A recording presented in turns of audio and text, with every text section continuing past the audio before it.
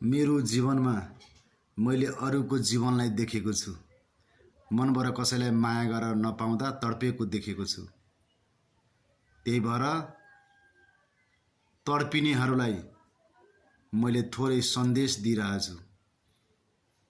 मन पराउँदा मनबाट नपाउँदा तडपिनु भयो नि त। तडपिनु भन्दा केही पनि पाउनु भएन के। अब यो भिडियो हेर्ने बित्तिकै जिन्दगी आफ्नै तरिकाले जिउनु, हर सासमा भगवानको नाम लिएर जिउनु त।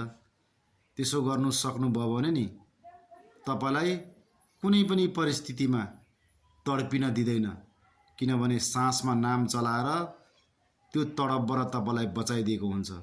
जस्तो सुकै पीडा पर्यो भने पनि, जस्तो सुकै दर्द आए पनि मन बुझेको हुन्छ, किनभने सासमा नाम चलाएको हुनुहुन्छ। त्यही कारणले आफैलाई सिकाइदिन्छ। त्यही भएर प्रयास गरेर हेर्नु, जिन्दगी आफ्नै तरिकाले जिउनु, तर हर सासमा भगवानको नाम लिन सक्यो भने तपाईलाई आफै सिकाइदिन्छ।